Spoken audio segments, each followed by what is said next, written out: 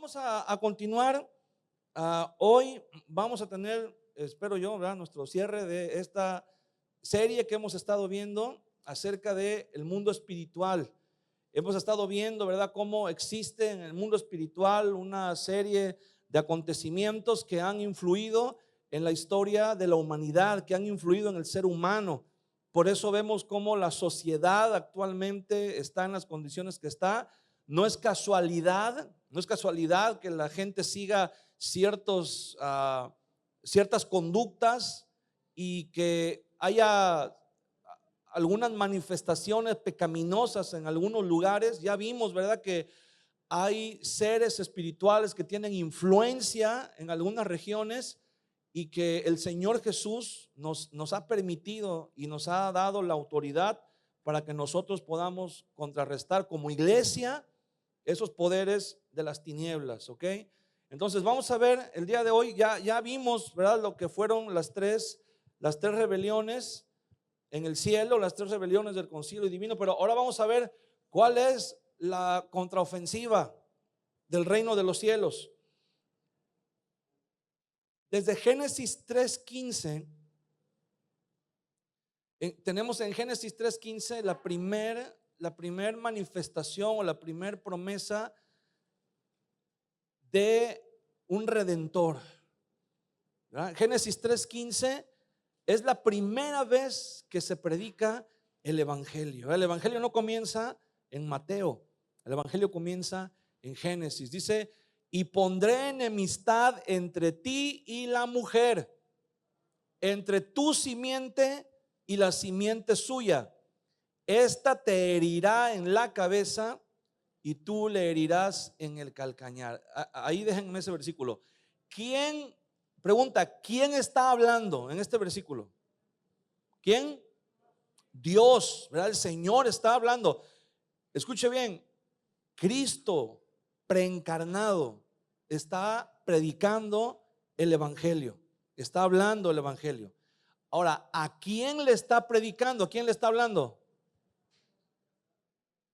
A la serpiente.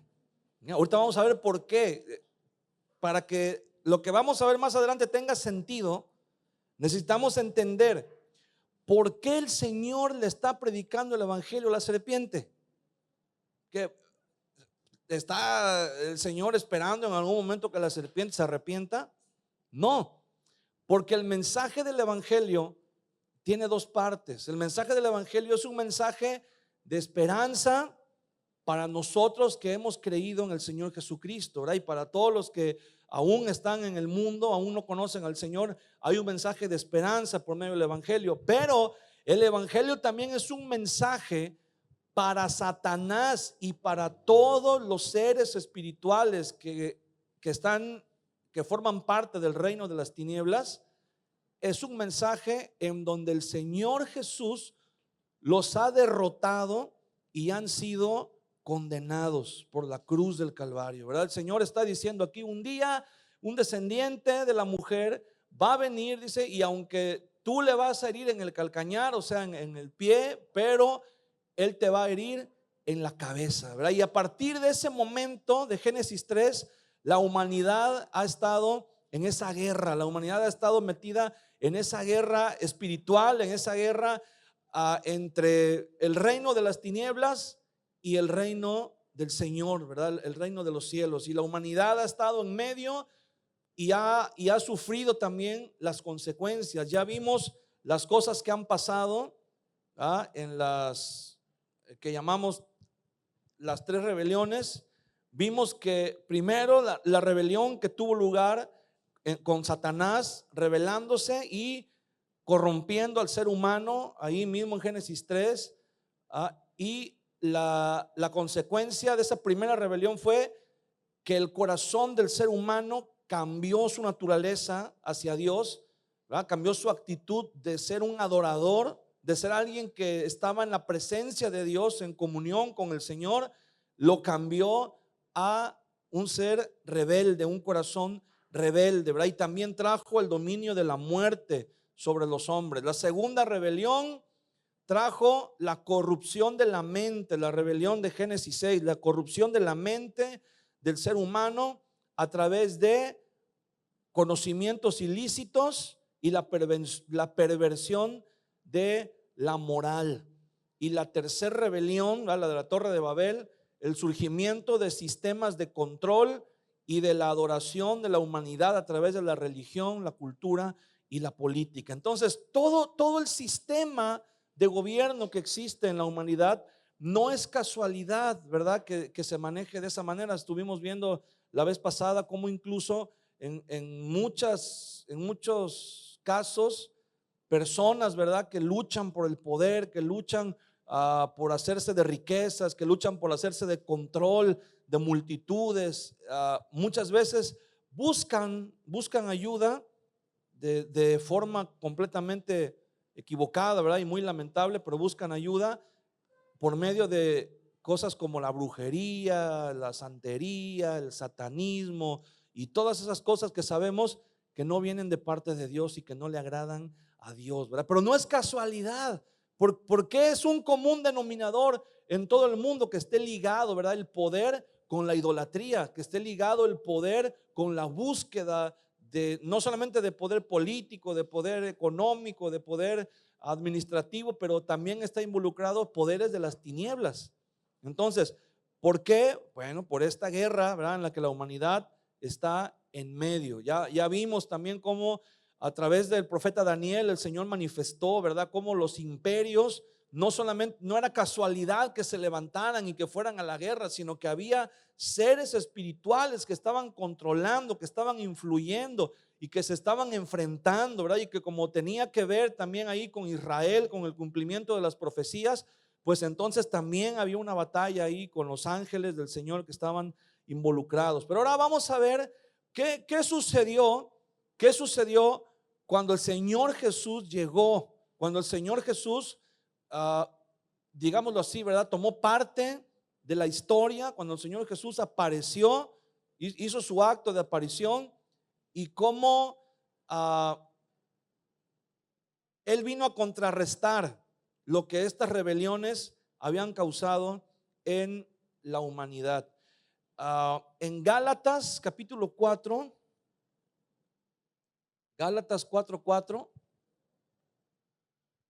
dice: pero cuando vino el cumplimiento del tiempo, Dios envió a su Hijo, nacido de mujer y nacido bajo la ley, versículo 5, para que redimiese a los que estaban bajo la ley, a fin de que recibiésemos la adopción de hijos, ¿verdad? Y el Señor Jesús vino. Dice la Biblia que Dios tenía un tiempo, ¿verdad? No fue casualidad, no fue que pues a Dios se hayan atrasado sus planes o se hayan adelantado. Dice que Él tenía un tiempo y en el cumplimiento de ese tiempo el Señor Jesús vino y vino para redimirnos, vino para alcanzarnos. ¿Por qué? Ok, ahorita vamos a ver por qué. Cuando el Señor Jesús vino y comenzó a predicar el evangelio del reino de Dios, no solamente el Señor vino a salvar almas. La salvación es una consecuencia, es un regalo, ¿verdad? Es un don que Dios nos da. Pero el Señor no solamente vino a salvar almas, Él vino a recuperar el territorio espiritual que el ser humano había perdido. Él vino a restaurar la autoridad del ser humano y a desmantelar el dominio de los dioses falsos sobre las naciones. Cuando el Señor Jesús comenzó a predicar: arrepentíos porque el reino de los cielos se ha acercado. Fíjese bien, fíjese cómo el Señor Jesús comienza diciendo este mensaje: arrepiéntanse porque el reino de los cielos. ¿Qué es el reino de los cielos? Es el gobierno de Dios. Es la voluntad de Dios. El reino de los cielos se ha acercado.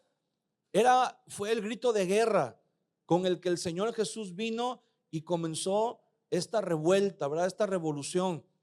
Porque no solamente vino a salvar las almas, pero vino a que nos cambiáramos. El arrepentimiento que el Señor Jesús predicó no solamente fue un cambio de actitud hacia el pecado, no solamente fue un cambio en nuestro estilo de vida, Pero si vamos más profundo, el arrepentimiento al que el Señor Jesús nos llamó fue a un cambio de lealtad. ¿Dónde estaba nuestra lealtad antes de conocerle al Señor? Nuestra lealtad estaba con el pecado, ¿verdad? Con nuestros deleites, con lo que nos gustaba, con lo que amábamos. Pero el Señor Jesús nos llama y nos dice: arrepiéntanse, porque el reino de los cielos, el gobierno de Dios se ha acercado. Entonces el Señor Jesús nos llama y nos dice: es tiempo ahora de que cambien la lealtad de su corazón. ¿Dónde debe estar ahora la lealtad de nuestro corazón? Con el Señor. La lealtad de nuestro corazón tiene que estar con el Señor. El reino de Dios tiene que estar establecido, hermano, en nuestras vidas. Amén. En nuestra vida. En nosotros primeramente tiene que establecerse el reino de Dios. Ahorita vamos a ver cómo fue la victoria que el Señor Jesús alcanzó en la cruz y cómo es la victoria que cada uno de nosotros podemos alcanzar en nuestra propia vida, ¿verdad? El mensaje entonces del evangelio que el Señor Jesús comenzó a predicar no fue en un principio un mensaje de consuelo, aunque incluía el consuelo, pero fue un mensaje de confrontación, ¿verdad? El reino de los cielos está aquí. ¿Qué vas a hacer? El reino de los cielos está aquí, está delante de ti. ¿Qué decisión vas a tomar? ¿Verdad? ¿Dónde va a estar tu lealtad? ¿De qué lado vas a estar? No hay términos medios. Tú no puedes decir: no, pues yo ni con Dios ni con el diablo, ¿verdad? Yo me quedo en medio. No hay términos medios, ¿verdad? Si no quieres escoger un bando, ya escogiste un bando, ¿verdad? Tenemos que escoger el bando del Señor, el reino de los cielos. Nuestra lealtad tiene que estar con el Señor Jesús. ¿Ok? ¿Cómo comenzó la victoria del Señor Jesús? La estrategia de victoria del Señor Jesús para ganar esta guerra que el ser humano perdió, ¿verdad? El ser humano perdió en el jardín del Edén, en el huerto del Edén. Y lo primero que nos vamos a encontrar es que el Señor Jesús, cuando es bautizado por Juan en el río Jordán, inmediatamente después de eso, dice la Biblia que fue ¿a dónde? Al desierto. ¿Para qué? Para ser tentado. ¿Ve? No, el diablo no sorprendió al Señor Jesús en el desierto. El diablo no vio al Señor Jesús en el desierto y dijo: ahora sí lo agarré solo, ¿verdad? Ahora sí lo voy a acorralar aquí, No, el Señor Jesús fue al desierto a confrontarlo. Dice en Mateo capítulo 4 versículo 1: entonces Jesús fue llevado por el Espíritu al desierto para ser tentado por el diablo. Y después de haber ayunado 40 días y 40 noches, tuvo hambre. Y vino a él el tentador y le dijo: si eres hijo de Dios, di que estas piedras se conviertan en pan. Fíjese bien cómo el evangelio nos dice algo bien importante. ¿Cuándo vino la tentación al Señor del pan? La tentación del pan, ¿cuándo vino? Cuando tuvo hambre, cuando su humanidad estaba más vulnerable, cuando su humanidad se encontraba más sensible a poder ceder, a poder caer en la tentación. Satanás viene y le dice: si eres el Hijo de Dios, ¿verdad? Él sabía que era el Hijo de Dios. Si eres el Hijo de Dios, di que estas piedras se conviertan en pan. Él respondió y dijo: escrito está, no solo de pan vivirá el hombre, sino de toda palabra que sale de la boca de Dios. ¿Qué significa esto que el Señor Jesús estaba diciendo? Obviamente el Señor Jesús estaba citando Deuteronomio cuando Dios le dice a Moisés, ¿verdad? No nada más se van a sustentar con pan, sino también de toda palabra que salga de la boca del Señor. ¿Qué significa esto? Que nuestro alimento espiritual es obedecer la palabra de Dios.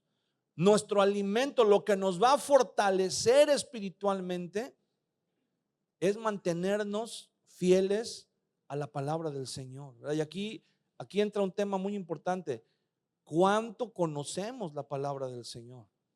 ¿Cuánto sabemos del Señor? Porque la palabra de Dios, el Señor le dio su palabra al pueblo para que por medio de su palabra ellos le pudieran conocer su carácter, su voluntad, su naturaleza y sus propósitos. Entonces el Señor Jesús, fíjese bien, Adán estaba en el huerto del Edén.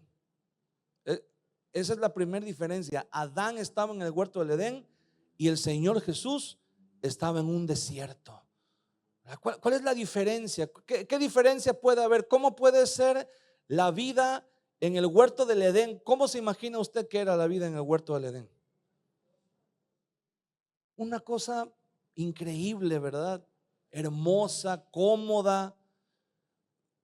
No había ninguna necesidad prácticamente, ¿verdad? Todo era un ambiente agradable. Todo era un ambiente muy acogedor, muy cómodo, ¿no? Y a comparación de ello, ¿cómo es el desierto? Es un lugar árido, es un lugar incómodo, es un lugar solitario, peligroso y sobre todo, ¿verdad? Es un lugar donde no hay vida, no hay vida en el desierto. Y la condición en la que estaba Adán, ¿qué le dijo el Señor a Adán? Pueden comer de todo lo que hay aquí, de todos los árboles del huerto, de todos los animales, de todo lo que se te antoje, ¿verdad? Y hermano, como no había pecado, la condición en la que Adán se encontraba, mire, no le daban agruras, no se le regresaba la comida en la madrugada, no se enfermaba del estómago, ¿verdad? No le daban, no engordaban, no subían de peso, podían comer lo que quisieran y no subían de peso. Entonces todo estaba, imagínense, Adán podía comer lo que quisiera, de lo que quisiera, hablando de la cantidad también, o sea, no de la variedad, pero también de la cantidad. O sea, en pocas palabras, Adán estaba saciado. O sea, quiero que entienda esto. Adán decidió probar el fruto prohibido no porque tuviera hambre, no porque dijera, ay, pues ni modo, ¿verdad? Es que tengo tanta hambre que no hay otra cosa que comer más que el fruto, pues ni modo, me lo voy a comer. No, él estaba saciado, estaba satisfecho, o debió haberlo estado. Debió haberlo estado. Y la palabra del Señor nos dice, el Señor le dijo al apóstol Pablo, ¿verdad? Bástate mi gracia. Hermano, la gracia del Señor tiene que ser suficiente para nosotros. Cristo tiene que ser suficiente para nosotros. Adán debió haber estado satisfecho con lo que él tenía de parte de Dios. No tenía ninguna necesidad. Sin embargo, estando satisfecho, se le presentó la tentación. ¿Y qué hizo? Comió. Cedió a la tentación. Y en contraposición tenemos al Señor Jesús. Después de 40 días de ayuno en el desierto, Satanás viene y le dice, mira esas piedras bien grandotas, ¿verdad? Hasta parece un flan napolitano, así tiene la forma de un budín. Mira, si lo convirtieras en un budín, mira, tiene la forma de una bomba rellena de natas, ¿verdad? Así de todo.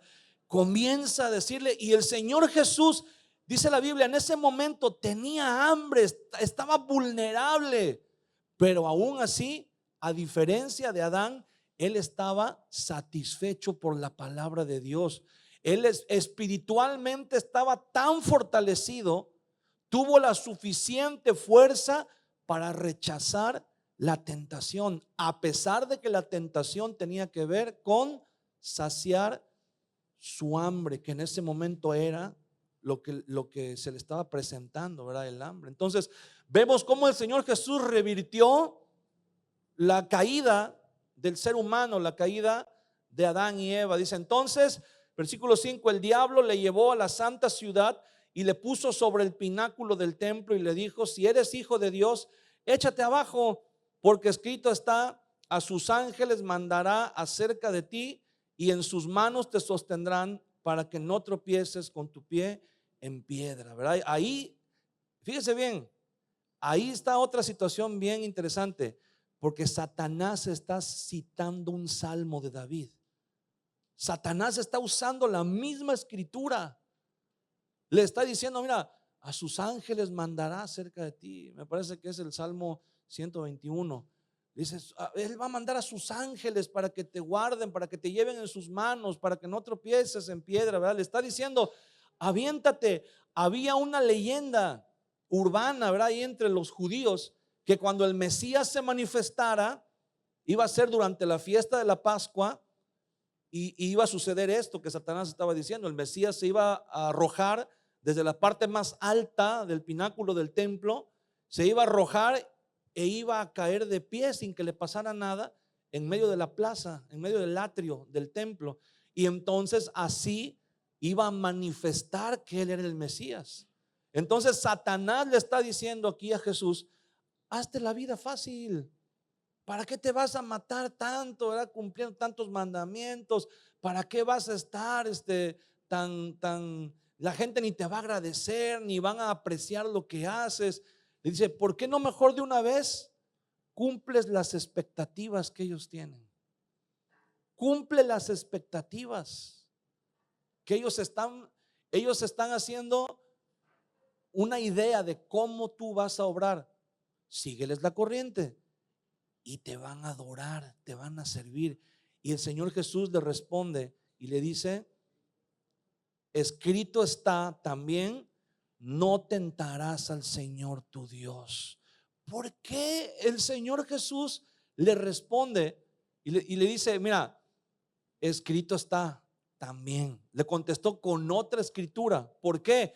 Porque Satanás estaba citando una escritura, la palabra de Dios, un salmo. Pero que alguien cite una escritura no quiere decir que la está aplicando de manera correcta. No quiere decir que la está aplicando bien. ¿Qué quiere decir esto? Que los sistemas religiosos del mundo y los individuos también que los siguen tienen una idea preconcebida de lo que Dios debería de hacer. ¿No se ha dado cuenta que la gente muchas veces dice, yo no entiendo por qué Dios no hace esto? Yo no entiendo por qué estas cosas pasan en el mundo y Dios no hace nada. Yo no entiendo por qué, ¿verdad? Me porté bien y me fue mal. Yo no entiendo por qué la vecina o el vecino les pasó esto y esto. Y es como que imagínense que Dios está escuchando eso y de repente Dios dice, qué buena idea me acabas de dar. Voy a hacer eso que tú te estás esperando que yo haga para que creas en mí, ¿no? Y el Señor no lo hace, ¿por qué? Porque el Señor sabe, ¿verdad?, que cumplir nuestras expectativas no es la forma correcta de que creamos en Él. No se trata de que Dios cumpla nuestros caprichos. No se trata de que nosotros podamos moldear a Dios y hacerlo que Él se adapte a nuestros planes, sino que nosotros tenemos que alinearnos a los planes del Señor. Por eso el Señor Jesús le dice a Satanás, escrito también está, ¿verdad? No tentarás al Señor tu Dios. Entonces, ahí, ¿qué es lo que estaba haciendo el Señor? ¿Verdad? Le estaba diciendo, no malinterpretes la palabra de Dios. No le tuerzas el brazo, ¿verdad?, al Señor para que haga lo que tú quieres que haga. No forces la escritura para que diga lo que tú quieres que diga. Dios ha establecido una manera como se hacen las cosas y así lo tenemos que hacer. ¿Qué fue lo que pasó, verdad? Que eso fue lo que sucedió en la segunda rebelión, cuando los ángeles, dice que le dieron a los seres humanos revelación, conocimiento. Los ángeles caídos le dieron revelación y conocimiento a los seres humanos y se dedicaron solamente al placer, ¿verdad? Dice que estaban, como dice el Señor Jesús, casándose y dándose en casamiento, comiendo, bebiendo, o sea, dedicándose solamente a los placeres mundanos, a los placeres carnales, y nadie se acordaba del Señor. Nadie se acordaba de los mandamientos del Señor. Y entonces el Señor Jesús dice, bueno, aparentemente, ¿verdad?, sería una buena idea. Aparentemente cumplir las expectativas que la gente tiene sobre mí podría ser una buena idea para que creyeran en mí. Pero el Señor Jesús le dice, pero no lo vamos a hacer así, lo vamos a hacer a la manera como Dios lo ha establecido. Lo vamos a hacer como Dios, si Dios escogió. Y escuche bien, porque a veces esto pasa, a veces así nos sentimos. Quisiéramos que hubiera atajos en nuestra vida, en nuestros procesos. Quisiéramos que hubiera caminos cortos. Quisiéramos que hubiera manera de aligerar la carga durante el proceso. Pero muchas veces Dios nos manda por el camino largo. Dios nos manda por el camino largo, porque el proceso es el que va a moldear nuestra vida y nos va a enseñar a conocer a Dios. Y a veces nosotros decimos, Señor, ¿no habrá una manera más rápida de llegar? ¿No habrá una manera menos dolorosa de llegar? ¿No habrá una manera menos problemática de llegar? Y a veces el Señor nos dice, no, tienes que ir por el camino largo. Tienes que seguir el proceso, ¿verdad? Y eso es lo que la humanidad quiso hacer en los días antes del diluvio. Quisieron avanzar, quisieron decir, no, pues mira, Dios quiere que estemos aquí bien ignorantes de todo esto, ¿verdad? Y mira aquí, no, pues los ángeles bien buena onda trajeron el conocimiento, ¿verdad? Nos ayudaron a progresar y a avanzar lo que nos hubiera tomado décadas, ¿verdad? O tal vez hasta siglos, no, hombre, lo avanzamos bien rápido. ¿Y qué hizo el Señor, verdad? Pues vino y los reseteó, les dijo, no, vamos a volver a empezar porque así no es. Y entonces dice, otra vez le llevó el diablo a un monte muy alto y le mostró todos los reinos del mundo y la gloria de ellos. Y le dijo, todo esto te daré si postrado me adorares. O sea, mire la trampa de Satanás. Le dice, yo ya sé a qué viniste, tú eres el Hijo de Dios. Yo sé que tú viniste a recuperar el control de las naciones, el control, ¿verdad? El terreno que los seres espirituales se robaron y que se hicieron dioses para que los hombres los adoraran. Dice, yo sé que lo has venido a recuperar. Y Satanás le dice, mira, ¿para qué le vamos a dar tantas largas al asunto? Lo podemos arreglar aquí tú y yo, en corto, lo podemos arreglar tú y yo.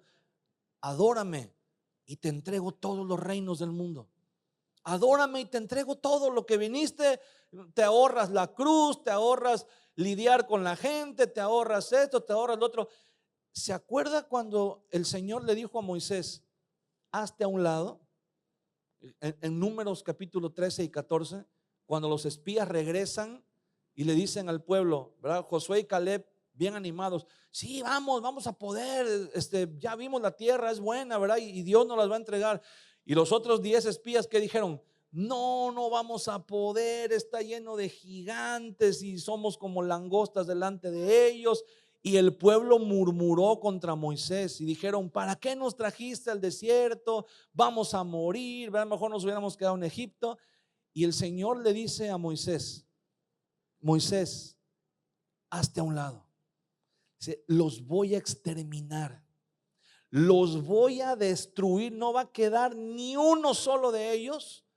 Dice, y a ti te voy a poner con otro pueblo que sea más dócil, que sea más sabio, que sea más prudente. ¿Y qué hizo Moisés? ¿Qué dice la Biblia que hizo Moisés?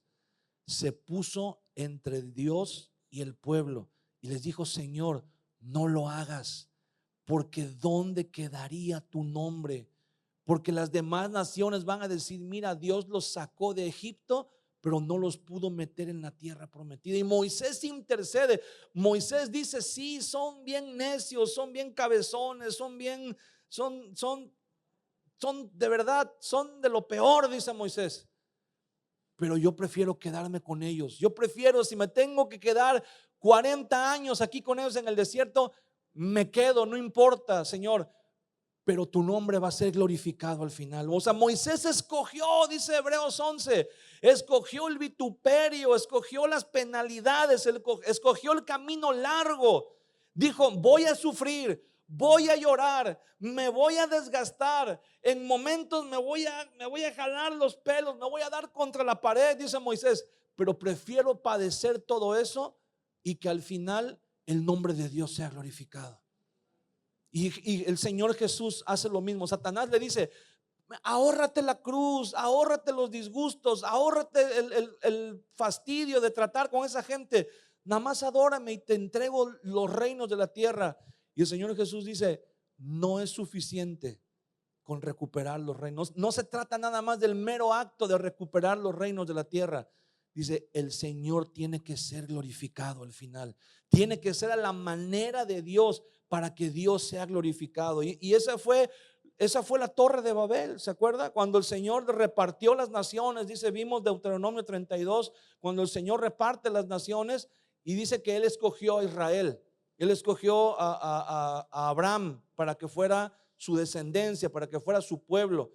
Y el Señor Jesús dice que en versículo 10, entonces Jesús le dijo: vete, Satanás, porque escrito está, al Señor tu Dios adorarás y a Él solo servirás. O sea, no solamente es recuperar las naciones, es que el nombre de Dios sea exaltado, ¿verdad? Por eso vimos que el Salmo 82 termina de esa manera, diciendo: levántate, Dios, y recupera las naciones, que todas las naciones sean recuperadas para el Señor, pero no así, ¿verdad? Por eso el Señor Jesús, ahí en esa confrontación con Satanás, ahí Satanás se dio cuenta cómo, mire, en el pueblo de Israel estuvo 40 años en el desierto y no pudieron, nunca pudieron ser fieles a Dios. Lo que hizo que entraran en la tierra prometida no fue la fidelidad del pueblo, fue la fidelidad de Dios. Pero el Señor Jesús estuvo 40 días en el desierto con sus 40 noches y Él se mantuvo fiel a Dios. Y cada una de las tentaciones, el Señor revirtió lo que las 3 rebeliones habían hecho en la humanidad. Y el Señor Jesús confrontó a Satanás de esa manera y vino a predicar el evangelio. Después de eso, dice que el Señor Jesús regresó en el poder del Espíritu y comenzó a predicar y comenzó a decir: arrepiéntanse porque el reino de los cielos ha llegado. ¿Verdad? Cada vez que Jesús expulsaba un demonio de las personas, si se dan cuenta, en el Antiguo Testamento no vemos que nadie expulse demonios, pero en el Nuevo Testamento el Señor Jesús es el único que tiene la autoridad de echar fuera demonios, ¿verdad? De que Él echaba fuera los demonios y aún los mismos demonios lo reconocían como el Hijo del Altísimo, como el Hijo de Dios, ¿verdad? Y ellos sabían que su tiempo había llegado a su fin, que el tiempo de su gobierno había llegado a su fin. La expulsión de los demonios en los seres humanos significaba que el dominio de los rebeldes sobre los cuerpos y las mentes humanas había llegado a su fin. Jesús no solamente liberaba a personas, pero recuperaba territorio espiritual. Y hay algo bien interesante que Jesús hace, hermano, en Lucas capítulo 10. En Lucas capítulo 10 dice que Jesús escoge a 70 personas.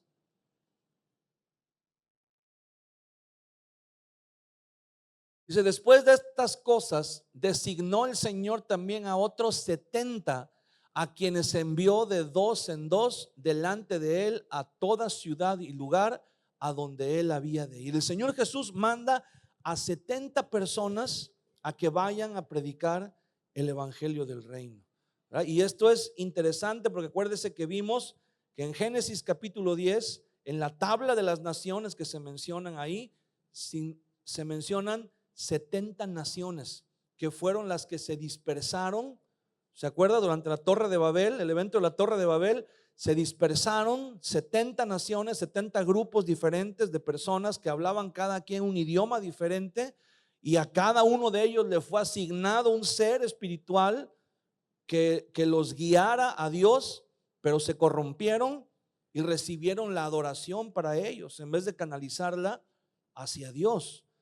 Y entonces se forman 70 naciones que son la base, las protonaciones, la base de todas las demás naciones que se fueron derivando después.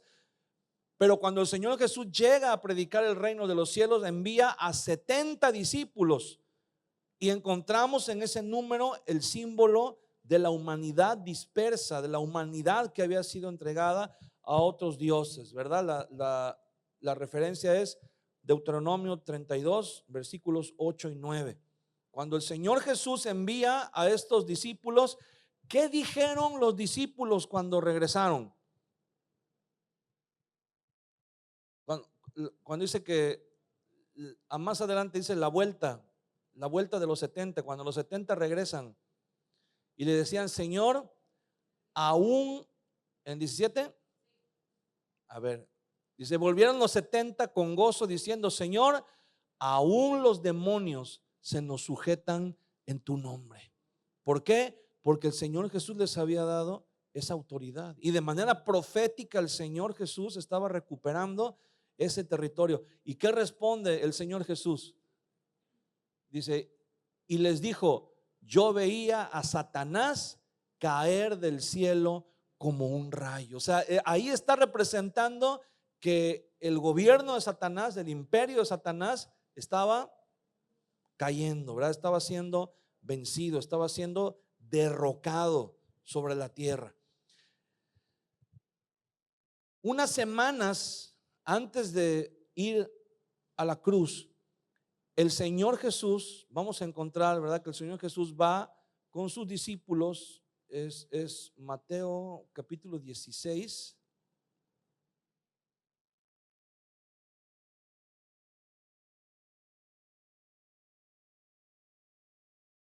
Ok, versículo 13. Viniendo Jesús a la región de Cesarea de Filipo, preguntó a sus discípulos diciendo, ¿quién dicen los hombres que es el Hijo del Hombre? Ellos dijeron, unos Juan el Bautista, otros Elías y otros Jeremías o algunos de los profetas. Él les dijo, ¿y vosotros quién decís que soy yo? Respondiendo Simón Pedro dijo, tú eres el Cristo, el Hijo del Dios viviente. Entonces le respondió Jesús, bienaventurado eres, Simón, hijo de Jonás, porque no te lo reveló carne ni sangre, sino mi Padre que está en los cielos. Entonces, fíjese bien, el Señor Jesús va a este lugar llamado Cesarea de Filipos. Y en este lugar sucedieron dos cosas. Aquí en Mateo 16 encontramos la confesión de Pedro, pero me parece que es en Lucas 9 donde vamos a encontrar la transfiguración.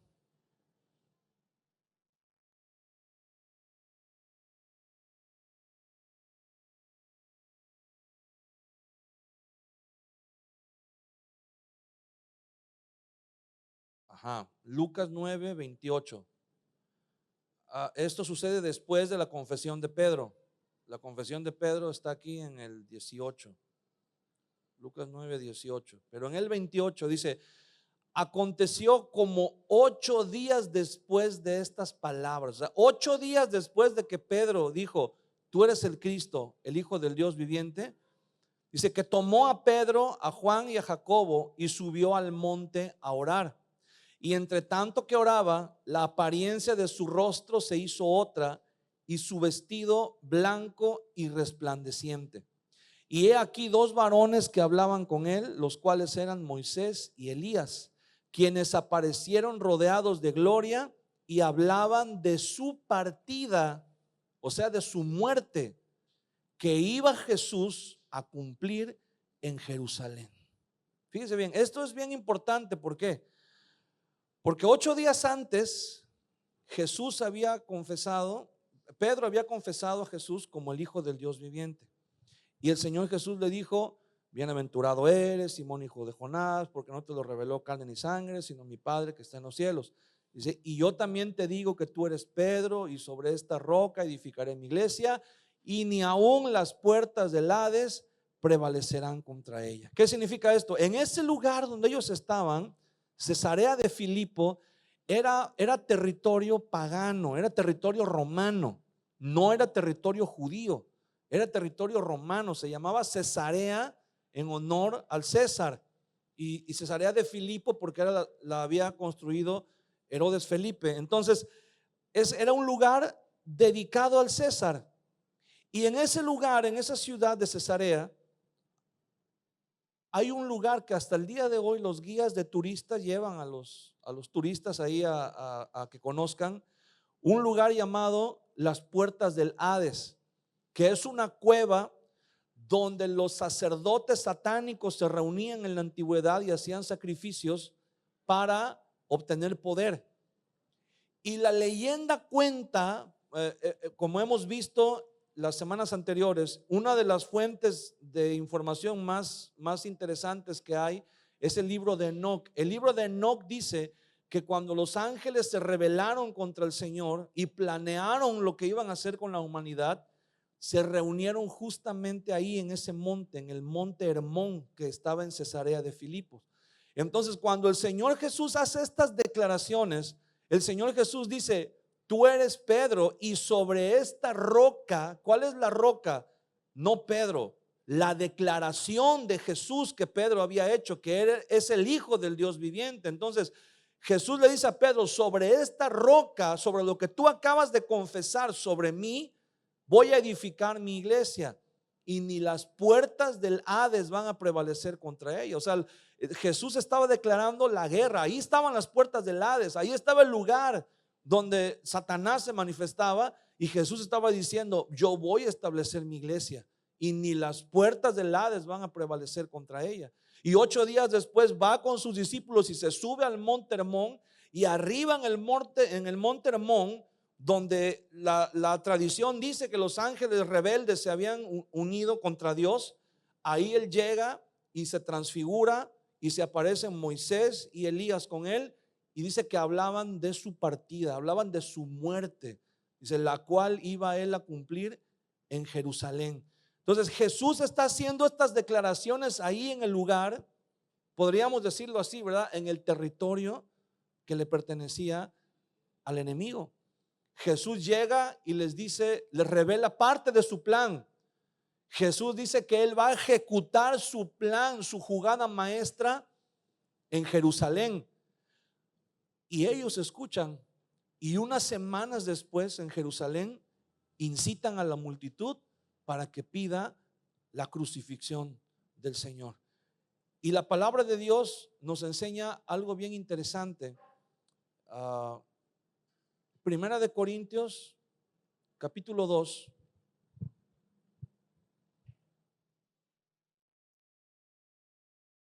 versículos 7 y 8.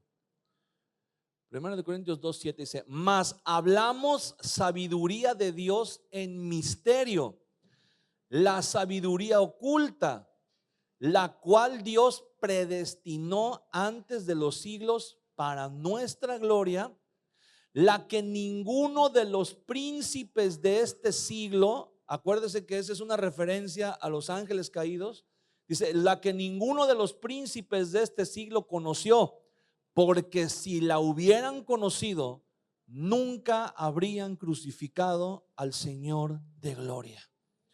O sea, el Señor Jesús venía con un plan que era morir para redimir a la humanidad, ofrecerse como ese cordero de la Pascua, y después resucitar. Y con ese acto de resurrección, él podía ejecutar la última parte de ese plan, que era arrebatarle toda autoridad y todo gobierno a Satanás y a los ángeles caídos. Pero los provocó. O sea, haga de cuenta que Jesús fue y le pateó la reja al perro y lo alborotó y se rió de él. Y le dijo: voy a ir a Jerusalén, y en Jerusalén voy a ejecutar mi plan maestro contra ustedes. Y se fue a Jerusalén, y ellos, pues podríamos decir, ¿verdad?, en términos coloquiales, mordieron el anzuelo, incitaron a la gente de Jerusalén a que lo crucificaran. Lo crucificaron, y dice Pablo, si hubieran sabido lo que iba a suceder después de eso, dice, nunca habrían crucificado al Señor de gloria. Nunca lo habrían crucificado, ¿verdad? Yo me imagino así como, si ustedes se acuerdan, bueno, ya tiene algo de tiempo, ¿verdad?, la película de la Pasión de Cristo. Pero hay una escena que es muy impactante. Al final, cuando el Señor resucita, cuando el Señor sale de la tumba y no dice nada, simplemente se pone de pie y empieza a caminar. E inmediatamente después sale una escena donde está Satanás y está gritando, pero un grito así desgarrador, así un grito así, ¡ah! Entonces, esto es lo que Pablo está diciendo. Si hubieran sabido lo que venía después de la muerte del Señor, si hubieran sabido lo que les iba a suceder con la resurrección, dice, nunca lo habrían crucificado. Ellos creyeron que crucificando a Jesús, que matando a Jesús, se iban a deshacer de la amenaza, se iban a deshacer del problema. Pero no fue así, porque el Señor Jesús, dice la Biblia en el libro de Efesios, que Él descendió a las partes más bajas de la tierra. Efesios capítulo 4, Él descendió a las partes más bajas de la tierra. El Señor Jesús fue al inframundo, al mundo de los muertos. Esto lo vimos con mucho detalle en la serie cuando hablamos del infierno. Las traducciones de la Biblia cometieron un desenfoque ahí a la hora de traducir, diciendo que Jesús había descendido al infierno. Y esta declaración causa mucha controversia, porque entonces cuando dice que su alma fue al Hades, que dice su alma no fue dejada en el Hades, pero estuvo en el Hades, entonces mucha gente dice, pero ¿cómo que Jesús estuvo en el Hades, en el infierno? Sino que ahí nada más va la gente mala. ¿Cómo puede? Y de ahí muchas personas dicen que el infierno no existe, porque entonces Dios no hubiera mandado a Jesús al infierno. Ese es un error de traducción, porque no dice que Jesús fue al infierno, dice que Jesús fue al Hades, en otras palabras, al inframundo. Y en el inframundo, acuérdense que esto lo vimos, si usted lo quiere repasar, ahí busca en los videos de la serie del infierno, que el inframundo estaba dividido en varias partes. Una de esas partes es el infierno, donde están las almas de los que han rechazado el mensaje del Señor. Otra parte también es, acuérdese, lo que el Señor Jesús llama el seno de Abraham, donde estaban los justos, los que habían tenido fe en Dios, los que habían creído en el Señor, pero estaban ahí como prisioneros, aunque no estaban en el infierno, pero no podían tampoco subir a la presencia de Dios. Y también hay otra parte que son las prisiones de oscuridad, en donde están los ángeles que se rebelaron ante Dios. Y cuando el Señor Jesús descendió a ese lugar, dice Colosenses 2, versículo 13 al 15, vamos a ver lo que dice. Colosenses 2, del 13 al 15. Y a vosotros, estando muertos en pecados y en la incircuncisión de vuestra carne, os dio vida juntamente con él, perdonándoos todos los pecados, anulando el acta de los decretos que había contra nosotros, que nos era contraria, quitándola de en medio y clavándola en la cruz, y despojando a los principados y a las potestades, los exhibió públicamente, triunfando sobre ellos en la cruz. Dice que había un acta de decretos que nos era contraria. Había un acta de decretos en donde se manifestaba nuestra culpabilidad, y el Señor Jesús la canceló en la cruz del Calvario al ofrecerse como sacrificio por nuestros pecados. Dice que exhibió a los principados y a las potestades, les arrebató su autoridad, los venció y los exhibió públicamente como derrotados. Cuando un general romano iba a la guerra y derrotaba a los enemigos, a todos los sobrevivientes del ejército enemigo los encadenaban y los llevaban en el desfile cuando entraban a Roma, y todo mundo los vitoreaba y les arrojaba flores y laureles y todo, y llevaban encadenados desnudos a los soldados enemigos, exhibiéndolos y avergonzándolos, exhibiendo su derrota. Así dice que el Señor Jesús exhibió, despojó y exhibió a los principados y potestades. O sea, Él los venció, y al vencerlos les quitó la autoridad que tenían sobre nosotros, porque el acta de decretos que comprobaba nuestra culpabilidad, dice que la quitó y la anuló clavándola en la cruz del Calvario. O sea, les quitó a los seres espirituales el derecho legal que tenían sobre nosotros, porque ya Él nos compró, ya Él nos redimió. Amén. Después dice que proclamó su victoria sobre los espíritus encarcelados. Primera de Pedro, capítulo 3, versículos 18 al 20. Porque también Cristo padeció una sola vez por los pecados, el justo por los injustos, para llevarnos a Dios, siendo a la verdad muerto en la carne, pero vivificado en el espíritu, en el cual, o sea, en el espíritu, también fue y predicó a los espíritus encarcelados, los que en otro tiempo desobedecieron cuando una vez esperaba la paciencia de Dios en los días de Noé. O sea, los ángeles que se rebelaron, que tuvieron relaciones con las hijas de los hombres, que le enseñaron a la humanidad conocimientos prohibidos, dice que fue el Señor Jesús, les predicó mientras, dice, bueno, ahí pone los días de Noé, dice, en los días de Noé, mientras se preparaba el arca, en la cual pocas personas, es decir, 8, fueron salvas. O sea, el Señor Jesús fue a ese lugar, a esas prisiones donde estaban los ángeles, a predicarles. Ahora, ¿por qué les fue a predicar? Muchas personas tratan de darle una intención a esto y dice, es que le fue a predicar a los justos, a los que estaban en el seno de Abraham. No, aquí dice específicamente a los que se rebelaron en los tiempos del arca de Noé, del diluvio. Y dice a los espíritus encarcelados, los que se rebelaron contra Dios. No dice a los espíritus que eran de los seres humanos, no, esos están en otro lugar.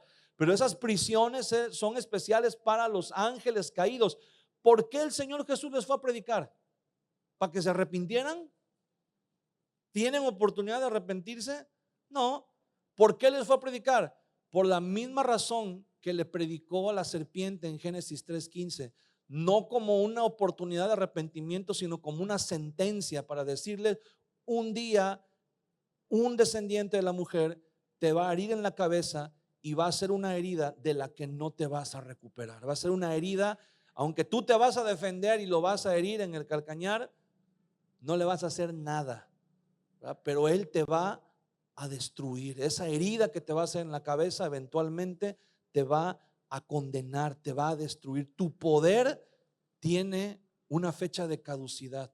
Eso fue tener una fecha de vencimiento. Eso fue lo que el Señor Jesús le dijo a Satanás en Génesis 3:15. Y eso fue lo que fue a decirle a los espíritus que estaban encarcelados. Fue y les dije, ¿se acuerdan que un día les dije que íbamos a ajustar cuentas? Bueno, pues ese día ya llegó, ¿verdad? Ese día estoy aquí para ajustar cuentas con ustedes.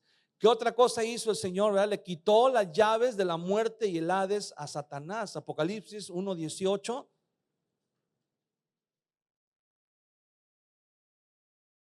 Dice, y el que vivo y estuve muerto, mas he aquí que vivo por los siglos de los siglos. Amén. Y tengo las llaves de la muerte y del Hades. ¿Qué significa esto? Que antes Satanás tenía las llaves del imperio de la muerte y él aterrorizaba, ¿verdad?, con la muerte a toda la humanidad.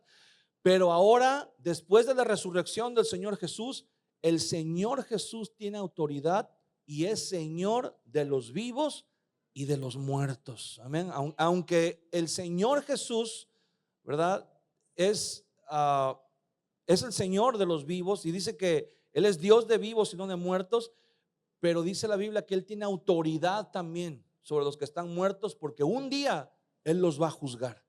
Un día Él también va a juzgar a todos los muertos. ¿Ok? Y liberó, finalmente, ¿verdad?, liberó a los justos que estaban en el seno de Abraham, que habían creído en el Señor en el Antiguo Testamento, pero no podían subir a la presencia de Dios. Efesios capítulo 4, versículos 8 al 10. Por lo cual dice, subiendo a lo alto, llevó cautiva la cautividad. ¿A qué se refiere con cautividad? A los que estaban en el seno de Abraham, a todos los justos, ¿verdad? Desde Abel hasta el último justo, hasta el sacerdote Zacarías, menciona el Señor Jesús, que estaban ahí, que habían creído en Dios, que sus pecados habían sido cubiertos por la sangre de los sacrificios, pero no habían sido borrados. hasta que el Señor Jesús murió en la cruz del Calvario y derramó su sangre. Los pecados de todos ellos también fueron puestos a cuenta de la cruz de Jesús y ellos fueron redimidos. Y el Señor Jesús dice, subiendo a lo alto, llevó cautiva la cautividad y dio dones a los hombres. Versículo 9. Y eso de que subió, ¿qué es? Sino que también había descendido primero a las partes más bajas de la tierra. El que descendió es el mismo que también subió por encima de los cielos para llenarlo todo. El Señor Jesús es la plenitud de todo. Ahora, el Señor nos manda a predicar el evangelio, ¿verdad? ¿Por qué? Porque el evangelio, la palabra evangelio significa buenas nuevas, buenas noticias, pero es un término que se usaba en las campañas militares. Cuando el ejército iba a pelear una batalla y después de la batalla venía un mensajero y el mensajero decía, traigo las buenas noticias, ¿verdad? Las noticias que podían ser malas si el ejército había perdido, o podían ser buenas si el ejército había ganado. Entonces, cuando el mensajero venía y decía, traigo evangelio, traigo buenas noticias, significaba que había habido una victoria, ¿verdad? Que se había ganado esa batalla. Entonces, el mensaje del evangelio es precisamente el mensaje de que Jesús ganó la batalla, de que Jesús resultó victorioso, ¿verdad? A pesar de que en un momento Satanás pudo haber creído que le había ganado, que lo había destruido, pero dice que la noticia es que el Señor Jesús venció y que Él dice que subiendo a lo alto llevó cautivo a la cautividad, dio dones a los hombres y subió, dice, para llenarlo todo, para ser el Señor de todo. Entonces, la muerte y la resurrección del Señor Jesús cancelan la autoridad que estos seres espirituales tenían sobre nosotros y nos hacen parte. No solamente nos redime, pero nos hace parte de su reino, nos introduce, nos da la oportunidad de introducirnos en su reino, de cambiar nuestra lealtad. Nuestra lealtad antes estaba en el reino de las tinieblas, ahora está en el reino de Dios, en el reino de los cielos, ¿verdad? Y ahora viene algo muy importante, ya fuimos redimidos, ya somos parte del reino de los cielos. Ahora el Señor Jesús viene y nos dice, Mateo capítulo 28, versículo 18.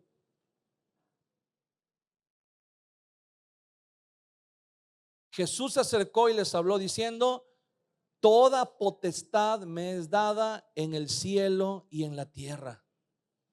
Por tanto, id y haced discípulos a todas las naciones, bautizándolos en el nombre del Padre y del Hijo y del Espíritu Santo, enseñándoles que guarden todas las cosas que os he mandado, y he aquí yo estoy con vosotros todos los días hasta el fin del mundo.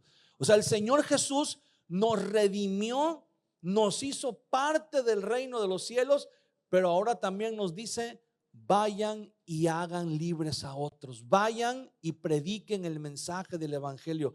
Cada uno de nosotros, hermanos, escuche bien esto, cada uno de nosotros tenemos el poder, así como el Señor Jesús vino y ganó una victoria, y después el reino de los cielos se fue extendiendo por todos sus discípulos. Hermano, ahora usted y yo somos embajadores del reino de los cielos.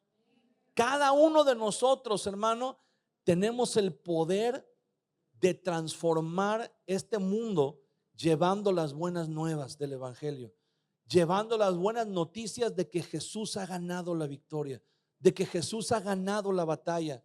Y es algo que usted y yo podemos hacer. ¿Por qué? Porque dice el Señor Jesús, toda potestad me es dada en los cielos y en la tierra. O sea, el Señor Jesús dice, yo les doy autoridad, les doy permiso de ir y predicar este mensaje en cualquier lugar. No hay un solo lugar al que ustedes no puedan ir, dice Jesús, porque yo tengo autoridad sobre todas las naciones. Ya la gané, ya la recuperé.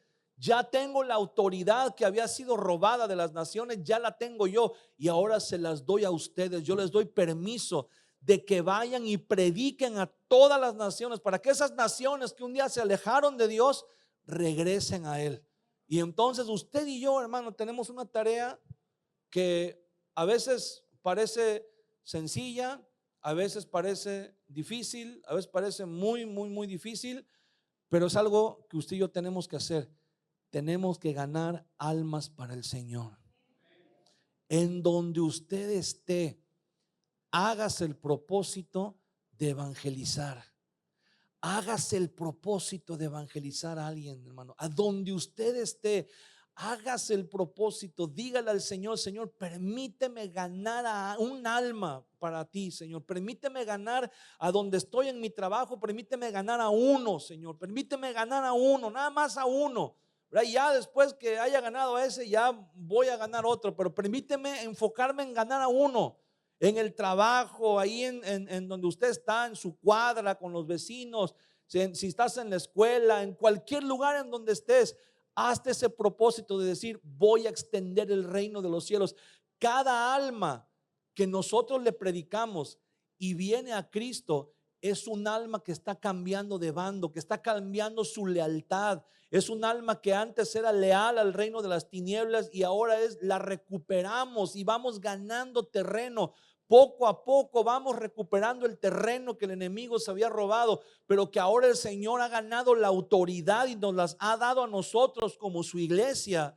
Y el Señor nos ha equipado y nos ha dado todo lo que necesitamos para que usted y yo podamos predicar. Hermano, pregunta, ¿qué nos impide predicar el evangelio? Nada nos impide predicar el evangelio. Predica el evangelio. Prediquemos. No necesitas ser un teólogo, no necesitas tener un conocimiento exhaustivo de la palabra de Dios, no necesitas predica el evangelio. Predica. Te vas a encontrar gente saliendo de tu casa, yendo en el camino. El que se va a sentar junto a ti en el camión, vas a ver a alguien con necesidad, vas a ver a alguien triste, vas a ver a alguien desesperado. Puedes acercarte a una persona, Dios te va a dar la sabiduría. A lo mejor no vas a tener palabras, pero a lo mejor puedes decirle: oye, te veo mal, te veo triste, me dejas orar por ti, me dejas hacer una oración por ti. Y cuando ores por esa persona, el Señor la va a tocar, el Señor la va a quebrantar. Puedes ponerte de pie en el camión donde vas y decir: quiero darles un mensaje. No tienes que hablar griego ni hebreo ni nada, nada más tienes que decir: quiero compartirte que un día yo estaba perdido y Cristo vino a mi vida y Cristo cambió mi vida. Ahora soy un hijo de Dios. Ahora sigo enfrentando los mismos problemas, las mismas tentaciones, los mismos conflictos, pero ahora el Señor está conmigo. Ahora el Señor me ha dado de su paz. Ahora sé que hay una esperanza. Ahora sé que no estoy solo. Ahora sé que nada es en vano, porque el Señor tiene un propósito para todos. Y eso puede despertar. Tú no sabes si las personas que están a tu alrededor están esperando nada más. Nada más les hace falta así un pequeño empujón para creer en el evangelio. Tú no sabes si hay gente que está desesperada en la calle diciendo: ojalá alguien pudiera hablarme de una esperanza, ojalá alguien pudiera decirme que hay una salida, que hay una esperanza para mi vida. Y cuando usted y yo somos sensibles a la voz de Dios, el Señor nos va a llevar. El Señor nos va a llevar. Muchas veces les he compartido un testimonio de una hermana. Hace muchos años estábamos en la ciudad de Jalapa y estábamos abriendo una casa de rehabilitación. Había ya algunos internos, había como 4 o 5 internos ahí en la casa. Y de pronto uno de ellos, un día estaba ahí la mamá de otro muchacho que estaba en la casa, y uno de los internos pues estaba pasando por luchas, por tribulaciones dentro de él. Y en un momento agarró sus cosas y le dijo al pastor: pastor, me voy a ir, no puedo, no sé qué pasa, pero no puedo y me voy a ir, me regreso, me voy, no sé a dónde voy a ir, pero me voy. Y era como al mediodía y estaba ahí la mamá de otro muchacho que era nueva, se acababa de convertir al evangelio. Tenía días porque su hijo llegó a la casa de rehabilitación y Dios lo cambió, dejó las drogas. La señora dijo: yo no sé qué es eso, pero yo quiero. Y comenzó a ir a los cultos de la casa de rehabilitación. No había ni iglesia todavía. Y cuando este hombre agarró su bolsa y dijo: pastor, perdóneme, pero ya no puedo más, me voy. Y el pastor no supo qué decir. Y esa mujer que tenía días, ni siquiera una semana, días de estar en el evangelio, le puso su mano en el hombro a ese varón y le dijo: varón, Dios te ama, Dios te ama, Dios te ama, Dios te ama, Dios te ama, Dios te ama. Se lo repitió como 20 veces. Y el varón se fue, siguió su camino y se fue.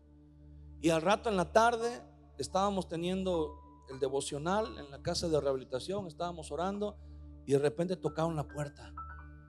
Y ahí fue uno de los hermanos a abrir, ¿verdad? Y era ese varón con su bolsa de su ropa.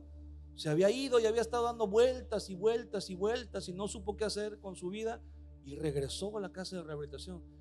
Y cuando el pastor lo vio, pues se puso contento, ¿no? Y dijo: hermano, regresó. Y el varón solamente dijo: regresé porque Dios me ama. No necesitas mucho, hermano. No necesitas mucho conocimiento, mucha elocuencia, predica el amor de Cristo. Hay gente que necesita saber que Cristo les ama. Hay gente que necesita entender el amor de Dios en su vida. No argumentos, no debates. No, hay gente que está sedienta, desesperadamente sedienta y hambrienta del amor de Dios. Y usted y yo somos los que el Señor Jesús ha encargado para llevar ese mensaje del evangelio, para decirles: hay una esperanza, Cristo ya venció, Él ya tiene la victoria. Solamente necesitas conocerle, solamente necesitas clamar a Él, a entregarle tu corazón y decirle: Señor, aquí estoy, haz lo que quieras conmigo. Yo ya no sé qué hacer conmigo mismo, pero tú sí sabes, Señor, haz lo que quieras conmigo. Ese es el mensaje que tú y yo tenemos que llevar. Ese es el mensaje que tú y yo tenemos que predicar. Vamos a ponernos de pie en esta noche. Y te voy a invitar a que cierres tus ojos. Por un momento cierres tus ojos conmigo. Le digas al Señor: Señor, gracias por esa victoria contundente que tú ganaste, Señor, para nosotros en la cruz del Calvario. Gracias, Señor, porque la noticia, la buena noticia de que tú venciste en la cruz del Calvario nos ha alcanzado a nosotros. Ahora somos parte de tu reino, Señor. Gracias porque lo que en algún momento como seres humanos perdimos por nuestra arrogancia, por nuestra necedad, por nuestra debilidad, tú lo recuperaste con el precio de tu vida, Señor. Lo recuperaste y nos lo has entregado de vuelta, Señor. Nos has hecho parte de tu reino nuevamente. Nos has devuelto esa comunión. Nos has devuelto, Señor, esa pertenencia a ti. Nos has restituido como tus hijos, Señor. Pero no solamente para disfrutar de todas las bendiciones que tú tienes para nosotros, sino para ser también, Señor, mensajeros, para pregonar y predicar el mensaje de las buenas nuevas, Señor, que tú venciste hace 2000 años en la cruz del Calvario, y que por tu muerte y resurrección tenemos esperanza, Señor. Que por tu muerte y resurrección podemos mirar al mundo, podemos mirar nuestra vida, y si no nos gusta cómo está, y si no nos gusta hacia dónde va, podamos decir: Señor, gracias porque esto no es todo lo que hay. Gracias porque después de esta vida hay una eternidad donde vamos a estar en tu presencia. Y todo lo que en este mundo, todo lo que en esta vida tal vez no nos alcanzó el tiempo, no nos alcanzaron las fuerzas, no nos alcanzaron los recursos que teníamos a nuestra disposición, Señor, en la eternidad va a haber más que suficiente. En la eternidad tú vas a estar con nosotros, Señor, y tú eres suficiente para nosotros. Tú eres suficiente, Señor. Tú eres suficiente. Dile al Señor Jesús: gracias porque en ti tenemos suficiencia, Señor, porque en ti estamos contentos, Señor. En ti estamos satisfechos, Señor. Gracias porque solamente tú, Señor, nos satisfaces. Solamente en ti podemos encontrar, Señor, satisfacción y esperanza, Jesús. Gracias, Señor. Levanta tus manos un momento a Él y vamos a adorar a Dios. Vamos a tomarnos unos minutos para adorar a Dios. Piensa en la victoria que Él ganó en la cruz del Calvario. Piensa en todo lo que Él enfrentó por ti y por mí. Las batallas que tú y yo no podíamos ganar, Él las ganó y Él nos ha regalado esa victoria.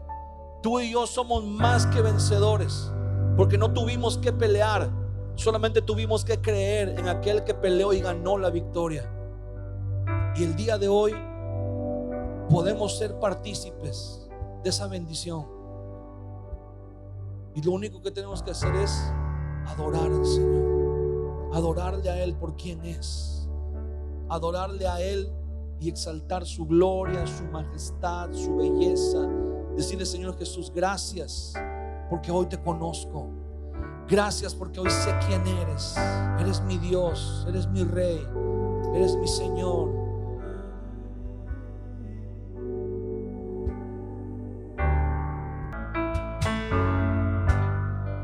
Señor, tú eres nuestro Rey. No tenemos otro Rey más que tú. Nuestra lealtad está contigo, Señor. La lealtad de nuestro corazón es contigo, Señor. Hoy nos comprometemos contigo. Hoy reafirmamos, Señor, ese compromiso de permanecer fieles, Señor, a ti, de buscarte, de llenarnos de ti, Señor, porque la comunión que fue perdida en Edén, aún en medio de una satisfacción de todas las necesidades, esa comunión fue ganada de nuevo por ti, Señor, en medio de un desierto, con la necesidad de alimento, Señor. Tú venciste la tentación y recuperaste esa comunión y recuperaste esa relación perdida. Y ahora tenemos el privilegio de poder venir a tu presencia y adorarte, de poder venir a tu presencia y tener comunión contigo, Señor. Gracias por ese privilegio, pero también, Señor, queremos renovar nuestro compromiso de llevar las buenas nuevas, Señor, de llevar tu evangelio, de predicar tu evangelio, Señor, que a donde quiera que vayamos, como Pablo dice, Señor, el olor de tu presencia se manifieste a través de nosotros, Señor. Úsanos como mensajeros fieles, úsanos como mensajeros eficaces de la buena nueva, Señor, del reino de los cielos. Te damos gracias en el nombre de Jesús. Amén.